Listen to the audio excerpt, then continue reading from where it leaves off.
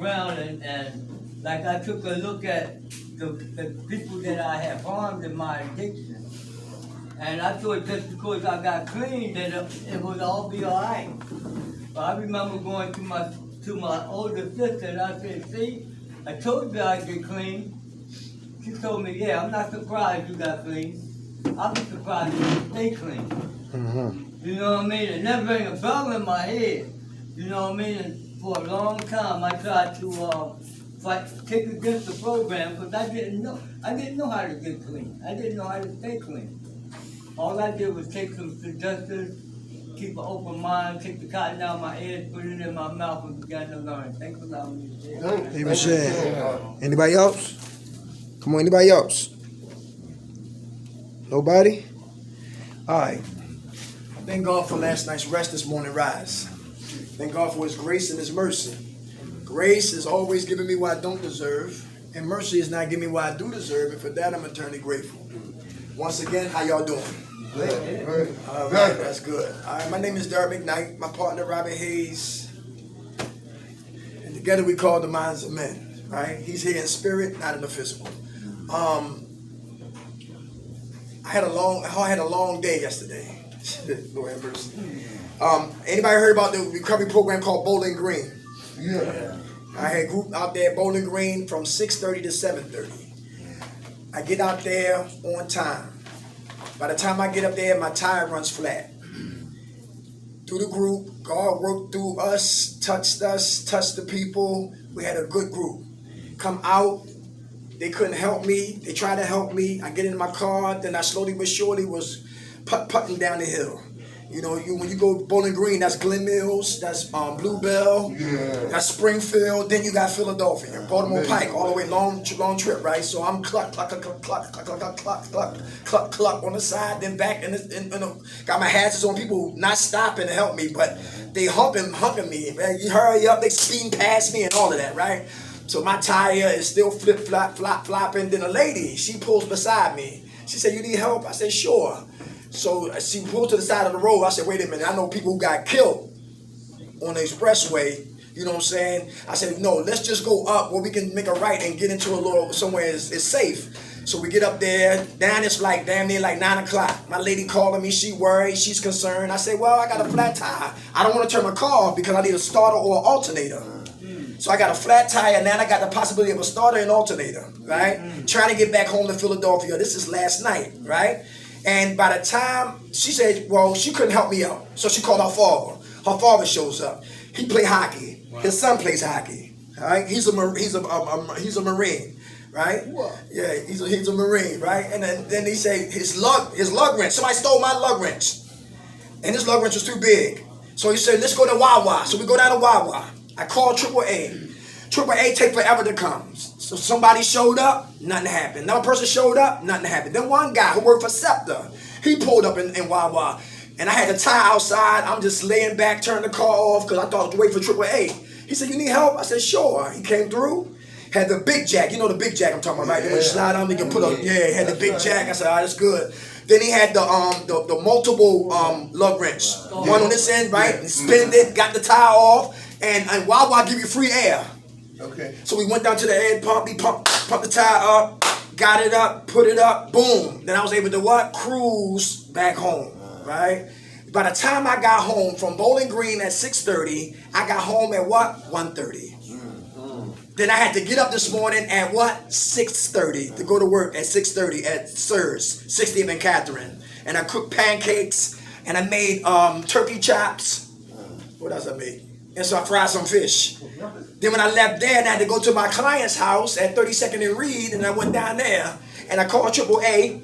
They showed up, grabbed my car, took it to AAA on Columbus Boulevard. Then I walked here with 2 bags in my hand. Right? And now I'm still here. So God was showing me something. I prayed all the way here. He was showing me that struggle, stress, then success. Struggle. You're going to stress while you're struggling. But with that comes success. And success is more than just having money and clothes and women and prestige. It's about what? Internal empowerment, right? Okay. It's like having freedom. It's like coming over overcoming obstacles. And that's the prosperity. So I had a nice little encounter yesterday, and hopefully I won't see my car till, sometime next week. But it's a blessing to have legs, because there's a guy at 32nd and Reed who has home health care, but they don't show up. They come, they put to be there for 10 hours, they only do 2 hours with them. Then they leave. Today, he called my phone. He said, I fell out my chair. They cut his legs. He cut his legs right here. He has no feet. And he's heavy. Everybody lift a person up like that? Real heavy, like dead weight. Yes. And I picked him up. That's like the third time I did it. And I get mad, right? I said, wait a minute. If I'm here every day helping you warm up food, helping you, putting you in a chair, helping you plug up your chair, why not hire me? That's the selfish of me. That's the flesh talking. But God said, yo, later for that, help him. Right. You hear what I'm saying? So I know, listen, no pain, no gain. The bigger the level, the bigger the devil. Anybody hear that? Okay. So when you start to rise in your recovery process, get ready for turbulence. And for those who like to be comfortable and be scratched, guess what? You're in for a surprise. Because I believe that's not how life works. We're going to get stretched, we're going to get agitated, and we're going to get stressed. Those who cut corners always run in circles. Those who cut corners always run in circles. So tonight, if anybody know about the Recovery Bible, we're going to make it spiritual, never make it religious, all right? Because everybody has different denominations and different beliefs in the buildings. I don't have time to get into spiritual or religious wars with nobody. Anybody argue with an atheist before? I did. I said, who woke you up? I did. I said, you owned me before? He said, yeah. I said, who saved your life? He said, I did. I said, all right, you win. Trying to argue with an atheist, right? So listen, I just leave a religion alone. So let's get into it. 12 laws of recovery, all right? And then we're going to beat it like Michael Jackson, all right? I just thank God for energy today. Here we go. Number 1, y'all. 12 laws of recovery. Powerlessness will result in strength. How you doing, brother? How you doing? All right, my man. That's a big bike right there. I do DoorDash with that. Listen, powerlessness will result in strength. Everybody who don't understand that, powerlessness will result in strength. Anybody hear that? Yeah. When I'm powerless, I gotta first admit that I'm powerless. After I admit it, then I gotta submit to what? Submit to the what? Program. And after I submit to the program, I gotta be what? Committed to the program. That means rain, hail, sleet. I'm staying what? Committed and dedicated and anchored in recovery. And that's where your strength come in. There you go. Very good. I got 14 years clean. But all I got is what? Today. So every day, I got to realize what I love to do, what I like to do, I can no longer do. Anybody hear that? I'm 50 years old. I can't act like I'm 20 no more. Anybody got grown men in here still acting like little boys? Anybody here still the little boy need to grow up? Anybody here still the immature? Anybody here king babies in the building? Anybody looking for excuses, rationalizing, trying to make sense out of nonsense? I had to give all that up, and it's still in me. You know what I'm saying? I might have presented to you, but listen, a lot of that's still in me. So I never want to stand before you as a hypocrite. I don't got a halo on my head. I don't walk on water. I'm flesh and blood, cracked vessel. You know what I'm saying? Making bad decisions on a daily basis. So we got to just talk about it and be honest about what? Our weaknesses as well as our strengths. To get strength, I must admit that I'm powerless over people, places, and things. Anybody playing around with those? People, places, and things? Anybody got dangerous family members? Nobody? Anybody got no support or poor support? Anybody know what I'm talking about? Poor support or no support? Yeah, but I know what you're talking about, but I got strong support. That's good. I know what you're talking about. What's your name, soldier? What's up? You want to speak on that? Yeah, no, I'm glad I got strong support. My mom got 17 years clean. My stepdad got a dime.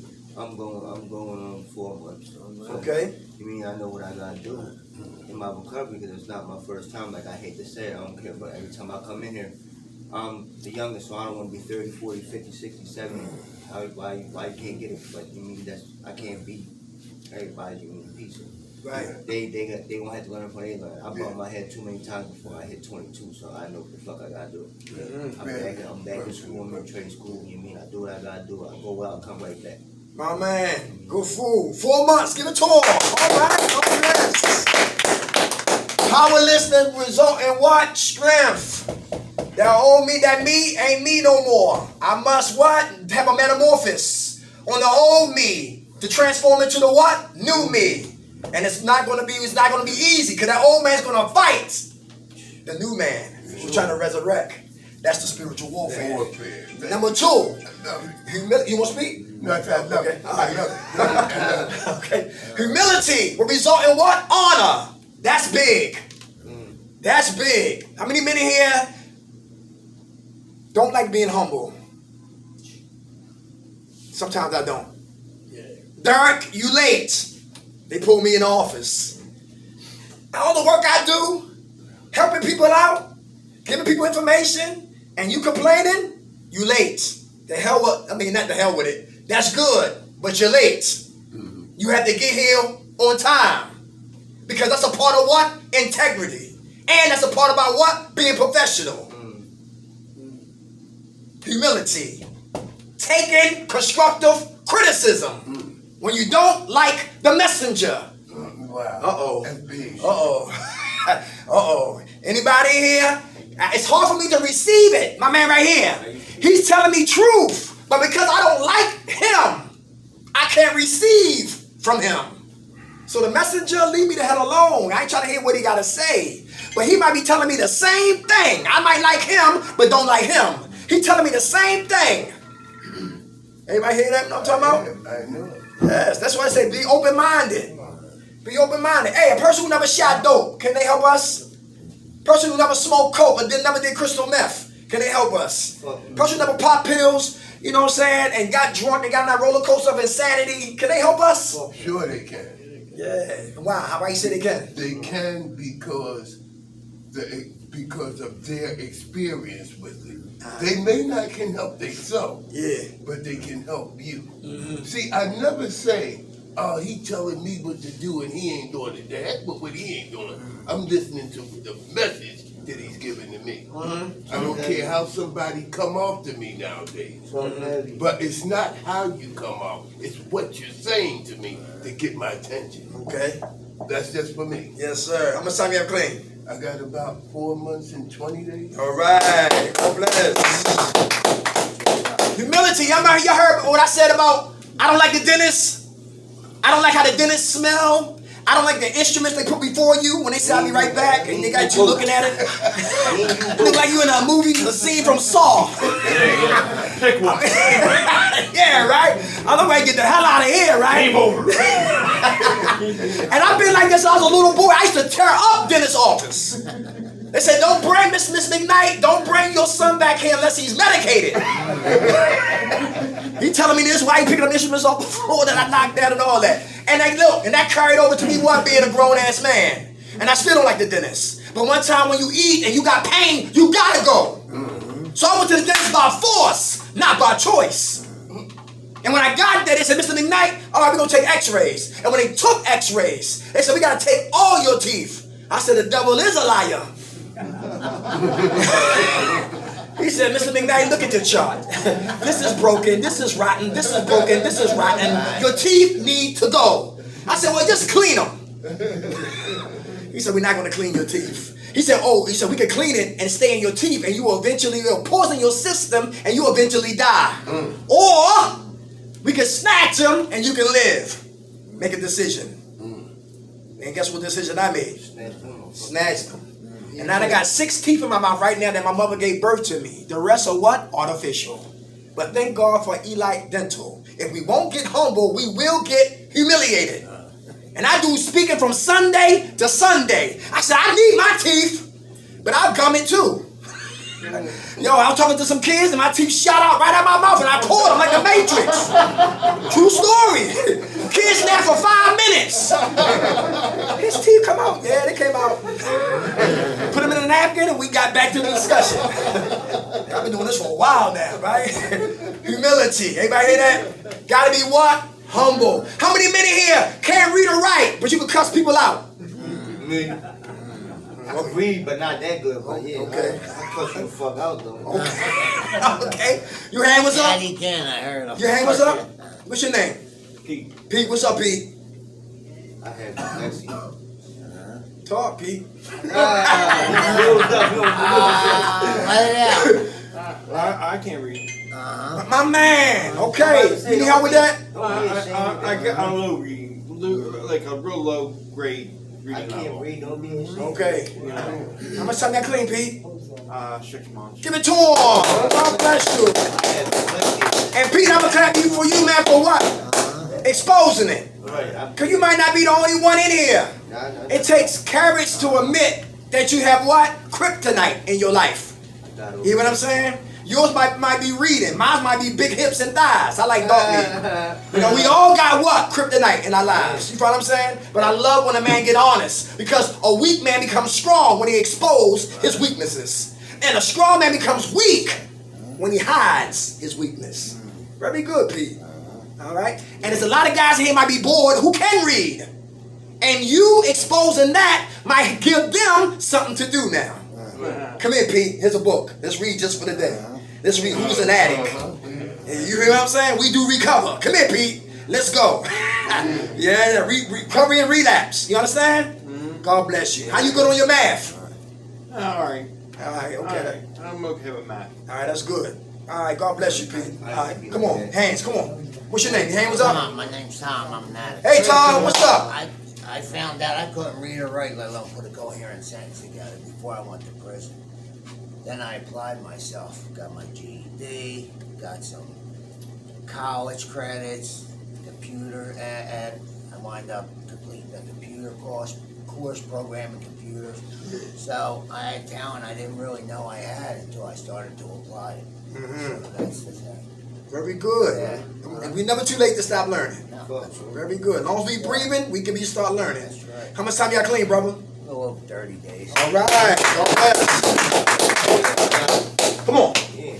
Like I was like him before. I didn't want to expose it, but over the years, I started reading more, trying to get better at it. I still can't read that good, but I give two shits what a motherfucker gotta say about me reading. Right. I mean, like, that was me back in middle school. I ain't want to read. Like, me being a popular kid in school, I felt though if I read, I'm going to get laughed at. But that was me as a popular kid, I couldn't read, so I just made it look like I can't read, but I don't want to read. I was in special ed, I had dyslexia, but over the years, I got better at it.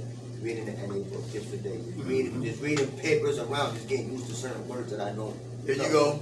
Yeah, so I can know. Very good. I mean, I do like him, but I expose it. I'm used to it now. I don't care about it. Like, I still can't read, but I ask somebody, I said, hey, bro, can you tell me what this word is? Yeah. Read it, son. You hear that, Pete? You hear that? I still ask for help when it comes to reading. Yo, can you help me with this word? Write it down. How you spell this word? I don't know how to spell it. Right. Write it down. Listen, I'm glad he brought that up. Who in here when you was a little boy? And listen, you you couldn't read or whatever like that. So you was in class. You was the class clown. Anybody know what I'm talking about? So we class clowning, we joking and playing, hoping we get put out the class. Yeah. So we gonna get called to the what? To the front of the class. Put me out. I don't care. If it was math class, you can put me in front of math class. But any other class, I'm cracking on trying to get the fuck out that bitch. And look, and that behavior traveled with us until we became what? Men. And some of us do it today as grown as men. Play and joke because we hiding inadequacies. What man you know want to get humble in the face of people? To be humble, receive what? Honor. Everybody understand that? When we get humble, we receive what? Honor. I used to be a house manager, 56 in King Sesson. Cats used to cuss me out on the daily because it's a hands-on program. I knew that. And we had a lot of dudes from jail coming in there. Listen, I fear nobody but God. I got beat up a lot of times. So another ass whipping, listen, come on. Not just be another ass whipping. That's how I was raised. If a man beat you, look him in the eye, shake his hand, accept the ass whipping, and move on. But anyway, the dude said, yo, I'm not paying no rent, kiss my ass. He got high. I come in when I get ready, bucking and beefing. He got high. I'm not doing no goddamn chores. He got high. And the opposite of humility is pride. Primary reason I die early, because I don't want to get what? Humble. And you will never receive honor because you're always prideful. Prideful and arrogant. How about forgiveness will result in what? Freedom. Yeah. Forgiveness will result in freedom. Yeah. Anybody? Yeah. How can we get freedom? When we forgive. Come on, let's go. We listening? Because once you forgive yourself, you can forgive the next person and don't have how can I say this? And don't have, I'm not going to say have no thought behind it, but it's a lesson because you forgave yourself. Because I can't forgive you if I'm still holding on. Yes, sir. So the minute I stop holding on to my stuff about you, the minute I can come to you and say, hey man, look man, you know, I've been holding something on you, man, and it wasn't that deep. And now I relieve myself from it. So it's easier for me to forgive you because I'm forgiven. Oh man. That's good food, brother. That's real. At my job, there's one of the guys up there, he's half Haitian. And his mother used to really go to work on him when he was a little boy. Used to stomp on him, publicly disrespect him, made him feel less than, made him feel this masculine. Masculine. Yeah, thank you. Yeah, right. Thank you, brother. And he felt some type of way, right? But because I was his mother, he had to keep everything to what? Bottled up. But he wound up what? Hating his mother, even though she's deceased now. She's Haitian. She said Haitians think they're better than blacks. They don't think, some of them don't think they're blacks because they speak French. That's crazy. But anyway. 3 weeks ago, he asked this question in group. He said, anybody here can give me the recipe, the ingredients for forgiveness to escape the plantation of bitterness and unforgiveness? Anybody got the answers for that? The ingredients for that? And I asked them after the group, I said, hurt people what? Hurt people. I said, was your mother hurt? I don't know. Did she get help for her hurt? I don't know. Did she hurt other people in your family? I don't know. Did she like your father? I don't know. You know what I'm saying? So whenever we have a why in our lives, W-H-Y, whenever we have a why in our lives, we can have resentments. And it's hard to what? Forgive. And it's easy to what? Project and blame people. Mad at God. Mad at him. Mad at staff. Mad at authority. Mad at me. Mad at my roommate. Just mad. Because I'm not dealing with the exact nature of the what? Of the resentments. Can I just come on, brother, come on. I remember you saying last week yes, sir, about your situation. I'm not going to get into that. I'm just going to put out what I'm saying. If we don't question people about what's going on with them and what's making them feel this way, then we'll never know how to deal with it. Anybody hear that? Real important. If I say to you, I say, man, what's the matter today? You seem like you're a little angry, a little off tip today. And if you say, I'm like that because of my wife or my girl is bugging me or something like that, boom, now I know how to react towards you during the course of the day. So we got to find out why people are feeling the way they feel, so we can understand why and how, and then we could put our heads with this and get an understanding as to why they feel the way they feel, and be understanding to it. Very good. Come on. Sometimes, my name's Sean Spell. Sometimes you have to take other people's inventory because they sure ain't taking it for themselves. Yeah. And it's like, I like when people come to me and say, hey, listen, what's going on? You okay? Yeah. I respect people like that because you know why? There is shit going on and I'm not talking about it. So by them saying it, I start talking about it. And I get, that sense of freedom. Exposure brings, exposing my problems. Bring it to the light and you know what, it goes away. I learned that the hard way. It's like, So sometimes you have to take people's inventory. People say, don't take my inventory. Why not? You're not taking it. I'm not here to hurt you. I'm here to help you. All right. That's good. So listen, to add on what y'all talking about, y'all right. Understand the person who hurt us. Anybody hear that? The person in here who hurt us, you gotta understand them. They background. Anybody understand that? Because hurt people hurt people. Some people hurt us, and listen, they've been hurt themselves. Give you an example. My lady, she was in foster care from 5 to 14. It was a situation when she got older, and it was a situation when a dude tried to take advantage of her. He was so drunk, he took advantage of her. He thought he was in her, but he wasn't. You know what I'm saying? And that caused a lot of trauma in her life. And and he smelled like Old Spice. So every time she smells Old Spice, takes her back to what? It was a girl who said, listen, when I was a little girl, my brother used to dry hump on me. And she said, when we got older, listen, he got sick, and it took all the strength in my being to go visit him in the hospital before he died. And she used to see men on the bus with their daughters sitting on their laps. And just because she been violated, she think that father is what? A pervert. Everybody understand that? Yeah. Hurt people hurt people. When we don't get help, so we gotta understand the person who hurt us. And when we understand their background, understand their pilgrimage, then it's easy to what? Accept what they did to me. Doesn't mean to give them a pass. And just let me know, I understand why you did what you did. All right? And then we can what? Have forgiveness. And then we can have what? Freedom. Everybody hear that? Freedom ain't free. It's a price to pay to get free. Hey, hold the resentments. Can I get high again? Can I go get high again because I got resentments? Yes. If that's the case, then how we let go? Who hold on to grudges like you got a man in a headlock? You hold it like this. Or you got resentments and grudges in your wallet like your ID. And you hold it for years. And another year. And another year. And an anniversary of the pain. And another anniversary of the pain. And you wind up having,